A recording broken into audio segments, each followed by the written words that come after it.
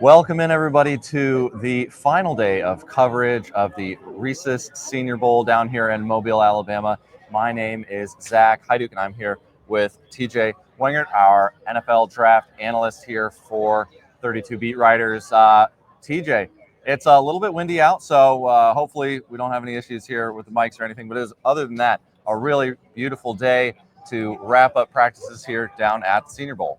Yeah, I think each practice went a little bit shorter than the first 2 days. And there were points where maybe, the speed at which everything's moving is a little bit condensed, but it's also day 3 for these guys. And, we've been doing interviews at 6 a.m. These guys have been doing interviews at 6 a.m., plus team interviews, plus team walkthroughs and everything. So they've had a long week. So today was a little bit lighter, but also a lot of really meaningful reps made today and some good money made as well.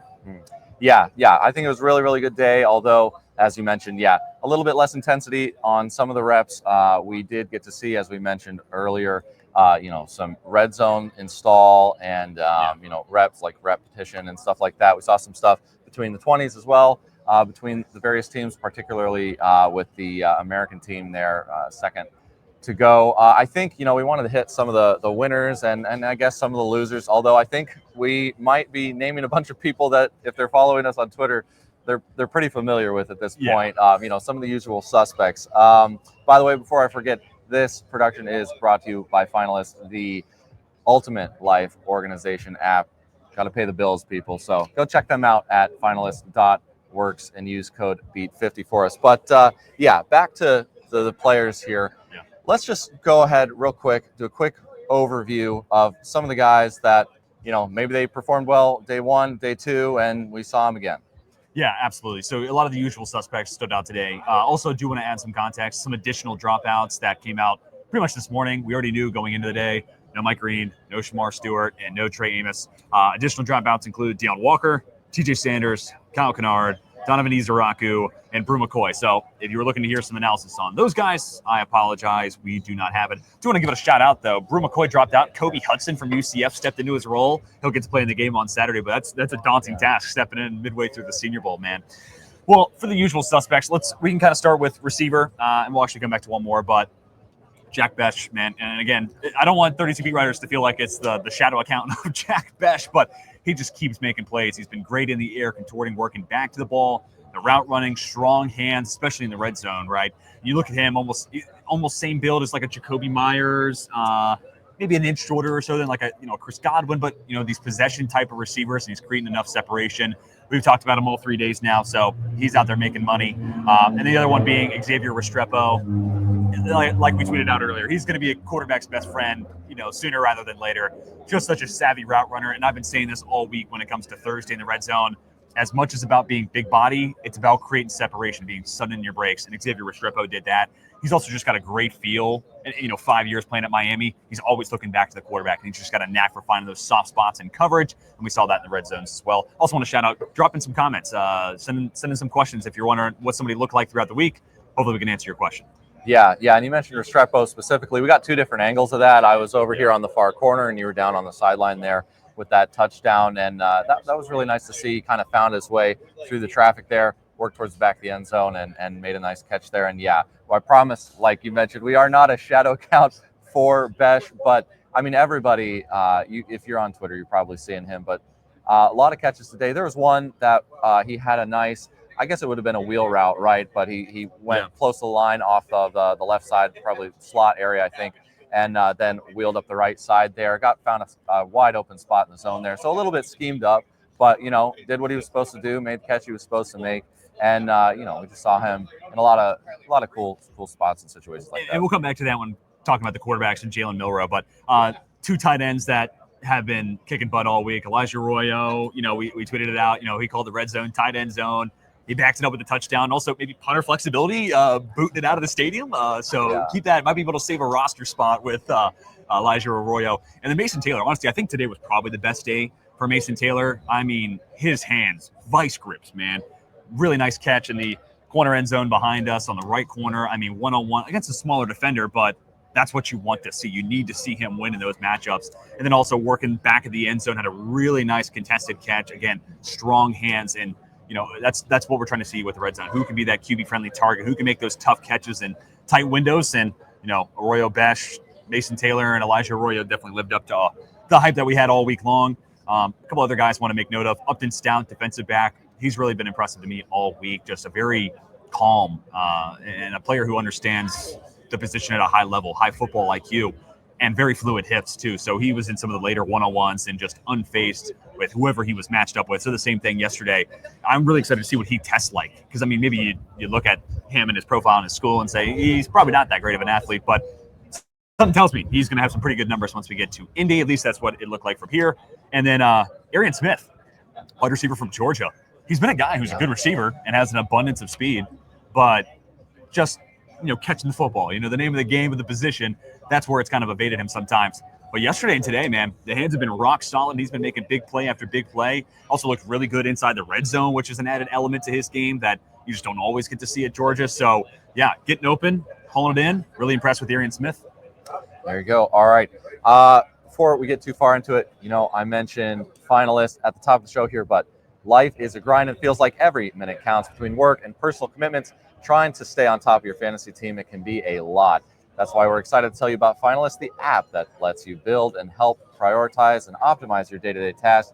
It helps you plan everything from work projects to personal errands and maybe some prospect draft analysis as well. Finalist helps you get more out of your day by breaking tasks down into manageable steps so you can stay organized and never miss a deadline, whether it's for work or for fantasy football. So if you want to crush your to-do list and stay on top of your fantasy squad, head over to finalist.works today and use the code BEAT50, that's BEAT 50, to get an exclusive discount on their premium plan. Stay organized and start organizing like a pro and watch your life level up. That's code BEAT50 at finalist.works today. All right, TJ, let's go on to some of the losers that maybe you had, or anybody else that you wanted to add from the top there, and talk about also the quarterback position as a whole. Again, I know yesterday we kind of lumped them into a group of losers almost, and I feel a little bit bad doing that. Maybe that's not entirely fair in every single capacity, but I feel like we've seen a lot of ups and downs while we're here. Yeah, no doubt about it. Actually, I want to come back to the quarterbacks. I got a lot of other names I want to shout out as winners today. I think Josh Farmer, we'll have the interview up with him in a minute. I think he might have had the single best day of practice today. There has not been anybody up until today who has put Gray Zabel on the back of his heels. That was until Josh Farmer. And, I mean, he was good in the first 2 days. We had some clips of him, and he was solid and maybe just lost in the shuffle of Walter Nolan, Deion Walker, and some of these other guys who have really popped. Some of those guys gone, it was Josh Farmer taking on the best. And he even said as much after practice and talking to us, man. He wanted that challenge, and then also had a great rep against Wyatt Milam, potential first-round pick in the best of one-on-ones. Also want to answer Jared Scott's question here. Best day three pick? I'm not quite there with the UDFAs. I don't want to write anybody off with getting drafted just yet. I think Upton Stout's one of those guys where I could see a world. We'll see what the testing is like in Indy, but maybe he does fall into that early fourth-round range. Clay Webb, it's not the deepest intra-offensive line class, so maybe that boosts his stock, but he's looked really good at moving a lot of different positions. So just a couple of names, and there's certainly a lot more we could go down. Really the depth of this draft, 1 through 20, you're excited about those guys for sure, but 20 through 60 is a sweet spot, and then once you get into the third and fourth round, I think there's some nice pieces that I wouldn't be shocked that start sooner rather than later or play a big part of a rotation for an NFL team. So just wanted to answer that question. Just a couple of guys that immediately came to mind. Sebastian Castro, thought he had a really nice one-on-one rep with Harold Fannin. He's looked pretty good all week, just hasn't been super maybe eye-catching. But that one-on-one with Harold Fannin, that's going to be the type of assignment he gets. Slot receivers and tight ends like that. Had a great punch-out against one of the best tight ends here. We had a great couple of reps and battles between Pat Bryant, who I love talking to earlier this week, and Tommy Hill. Tommy Hill had a nice pick off a deflection. And then once we got the one-on-ones, it's back and forth with Bryant. I think Bryant probably got the better of the last two. But he comes from a zone-heavy defense, and his profile kind of screams zone-heavy defensive corner at the next level. So for him to be here playing a lot of man coverage, I think speaks to his confidence and his willingness to expand his comfort zone. So I really appreciated that. I think today you saw him really start to play his best ball. But Pat Bryant on those last two reps, the second to last one, a little shimmy. You look at him as a 6'3", 200-plus pound receiver. You're thinking, okay, slow, possession, tie, works the middle of the field. He showcased some nice wiggle there, some nice suddenness out of his break, out a wide open opportunity in the red zone. Ball never made its way there, so they did it a third time, and that time he just out-muscled Hill. He also had a nice one-handed grab that was out of bounds, but that's on Seth Hennigan, the quarterback. Sick grab there from Pat Bryant. A few more, Jacob Parrish, small, undersized corner, just had a nice break on the football later in practice. So those types of instincts, that type of timing, you're going to take it, 5'10", 180 or thereabout. So it's good to see day 3 him take a step forward. Anthony Belton, looking okay at tackle. His foot speed to me always said he's probably going to move inside to guard, but I think he's adding some flexibility to his game and maybe boosting his draft stock in that realm as well, saying, hey, in a pinch, you can move me out to play some tackle.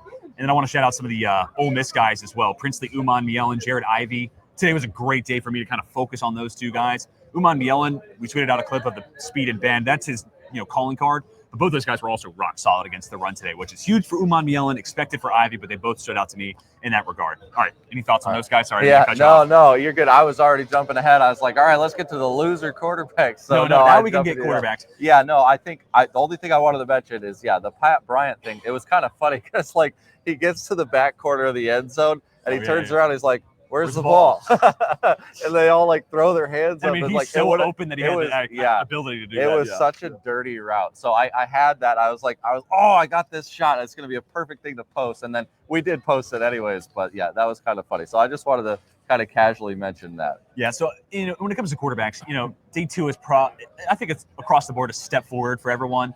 Just getting more comfortable. And some of these guys are also shaking off, 3-4 weeks worth of rust. Yeah. Today was a little more uninspiring. Maybe we wanted to see that trajectory keep going upwards. And then it was more of a mixed bag for a lot of those guys. Starting with Jalen Milroe, you talked about that ball to Besh. We had one other big, deep completion.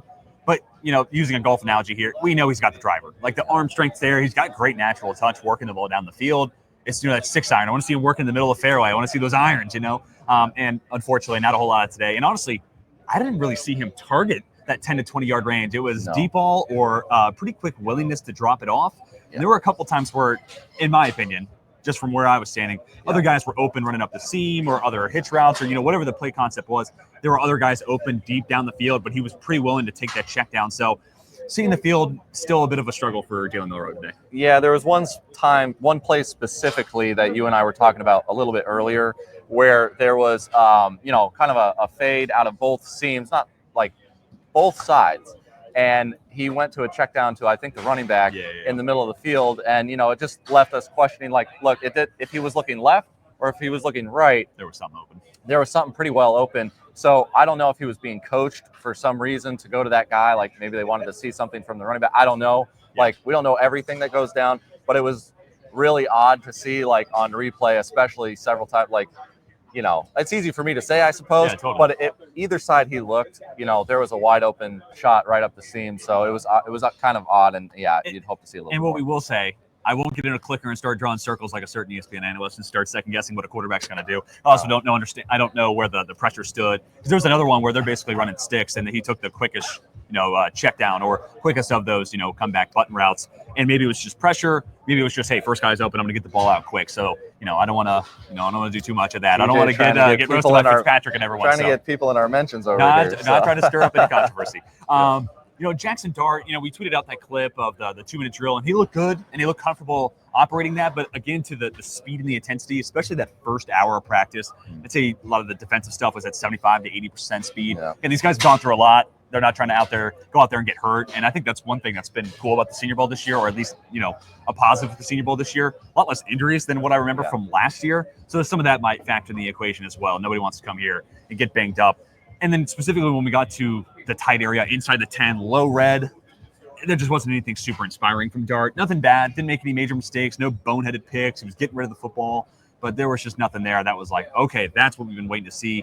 He had a nice ball in the one-on-ones between the running back and linebacker. I tweeted out a clip yesterday with Brenning Stool against Billy Bowman, and we're starting to see some of those tight windows, but I'm also starting to be it's a one-on-one. There's only one defender in the picture, and it's a tight window throw. That's a step in the right direction, but I'd like to see a little bit more of that when it's 11 on 11. So, it's still a mixed bag. We'll see how he plays on Saturday. I do think, though, all that said, he's been the best quarterback here pretty comfortably. And I think Dylan Gabriel, a little bit of a mixed bag today. Yeah. Wasn't super sharp. I didn't see any fumbles, I don't think, I don't know. At least that's a plus. But Jackson Dart had one. That was from the pistol, too, so that was a little weird. Not under center, but both those guys were getting more and more comfortable, I think, under center today. So we're making steps in the right direction, and it's not like you're going to fix the flaws of these guys overnight or in 3A period here. But I do think Dart's been the best guy here, but I still don't know if I'm sticking my neck out there. I know a lot of people are pumped up and want to see him in the first round, but I don't know if I'm doing it until round 2, maybe even round 3, but probably in the second round right now for me. Milro's probably worked himself into that, late 3rd, 4th round conversation at this point. It's been a bit of a struggle. And honestly, I wouldn't doubt, I'm not saying this definitively, not going to be in my next mock, can't say for certain, but I could see where some of the other guys here maybe end up going before Jalen Milrow. So it's going to be interesting. Or the guys who weren't here, like a Quinn Ewers, right? Like maybe they've now put themselves in the spot to leapfrog Jalen Milrow. While I'm talking draft stock, I do want to hit on some of the guys earlier. Jack Besh, Xavier Restrepo, those guys are not getting out of round 2. Count it. Restrepo definitely, in my opinion, wasn't getting out of round 2 before here. Whatever the 40 is at the combine, he's not getting out of the top 64. Besh, same thing. Mason Taylor, Elijah Arroyo, they were guaranteed to go top 100, but now they're both probably, I think they probably locked up tight end 3 and tight end 4 respectively. I'll probably go Arroyo then Taylor, but Taylor's been my tight end 3, so I don't know if I'm totally willing to nudge it, but it'll be close between those two. And I can totally see where both of those guys go in the top 75 now versus the top 100. So did want to give a couple of stock updates on how I see this entire class and where these guys have moved up the board a little bit. Any other quarterback thoughts? Any other guys stand out? Hennigan was a little up and down. Elger Small, a couple nice throws, but kind of more of the same, where you see some flashes, but still a bit of an adjustment for the kid. Yeah, no, I think in general, everything that you said is basically the same thoughts that I had. Yeah, there was some, this isn't reporting, so take this with a grain of salt, but there was some, rumblings around that, maybe Milrow looked a little bit uncomfortable throughout the week. Now, of course, it's probably uncomfortable in a lot of places for everybody, and somebody like him, especially coming in the week, he has a lot of pressure. Everybody knows all of that, and he's going to be asked probably more than any other quarterback some of the hardest questions. Through this whole entire draft process from now to his pro day all the way up to the combine especially. And we know that's a pretty big pressure cooker there. So, we'll have to see how that continues to shake out. But yeah, that's pretty much all I got on that, I think. Piggybacking on that, I don't think I'm going out on a limb and saying this, but there was no bigger week for anybody here than Jalen Milrow. He came here and had the most to gain out of this week. And because of that, man, that's a pressure cooker, no doubt about it. And as the week goes on and maybe it's not going the way you want, and that's kind of where the reads and my concern come in there. I hope he's not pressing. And now the question is going to be, do you throw at the combine? Because I don't necessarily know if this week boosted his stock. Well, I'd certainly say it didn't boost his stock. And did it keep it the same? Did it drop? That's for teams to decide, I guess. But does he throw at the combine? Does he not have anything to lose now? That's going to be the next conversation, because, it might only be able to go up from here. And then his pro day, both of those environments are thrown against air. So I would, with that type of an arm, I think back to Anthony Richardson. We were talking about this, a few hours ago, where, Richardson, what do you remember from his combine? 4.44 40, and he's got a howitzer of an arm, and he had that one nuke ball, deep, 60, 70 yards in the air. Against air, Milrow can do each of those things, and all of a sudden, it may be, Milrow season all over again for draft community. So it's gonna be curious let me hear your thoughts. Do you think he throws at the combine? I'm kind of leaning towards he does, because again, you're throwing against air. What do you have to lose? But it's going to be an interesting conversation moving forward for him. Yeah, we'll have to see how that continues to shake out. And just as a reminder, guys, if you don't already, make sure to go and follow us on YouTube, trying to build out that community there. So definitely go ahead and do that. And if you're watching that there, thank you for being there as well. Make sure to go ahead and subscribe wherever you're viewing this as well. And check out on YouTube, as I mentioned, we have a lot of the guys that we have just talked about, we have an interview for. And TJ has done such a good job. And, honestly, I do want to take a second here. TJ, I want to recognize this guy, first year of him being down here, he has absolutely killed it. I hope you guys, take a look at all the work he's done for us. He has done every single interview. He's been up at 5 o'clock, every single day, early days, late nights. So TJ, I do want to just say thank you to you, and you've done a really awesome job, and it's been great to be here with you. Well, it's been great to be with you, and what Zach's not saying, he's been right by my side throughout the entire journey. So I wouldn't be here without Zach Hyduk, and also Matt Olson helping us out from afar, as well as the rest of the 32 beat writer staff. Also, let's give a thank you to Jim Nagy having us here. We're on Radio Row. We're here getting the opportunity to do a live recap right here at the 50 at Hancock Whitney. That's awesome. And his staff has been tremendous, and they've been one of the highlights of this experience, and my first time here, and it's been a joy to get to work with them. One other thing I want to highlight, I'm going to go ahead and get started on working on my post Senior Bowl mock draft. We'll wait till after the game is aired just in case things change and whatnot, but be on the lookout. Hoping to get that posted by 6 o'clock Eastern or so on Saturday. So definitely, we're trying to build out the YouTube. So good reason for you to subscribe right there. Get the bell notification on. Mock draft coming this upcoming Saturday, post Senior Bowl style. Man, so I told you, this guy does not quit. We have a 6 a.m. flight out of Mobile here on Saturday. So for you to be doing that by that time later that day, I mean, this guy's an animal. So glad to have you aboard. And yeah, I would parrot everything you had to say. I'd specifically like to give a shout out to Molly Middleton and Molly's her great. crew, all of the media interns there. I'm not going to be able to name every single one of them because, there's so many, but, Kathleen and Richard and Hannah and Hayden and Allie and Miranda. I think that's everyone actually. Yeah, so all those. Yeah, they really helped us out, helped get those interviews for us. So we appreciate them and what they did. So, all right, everybody, thank you for joining us for this coverage of the Reese's Senior Bowl here in 2025. Hopefully, you'll join us for everything we got going on in the future, and we will see you next time.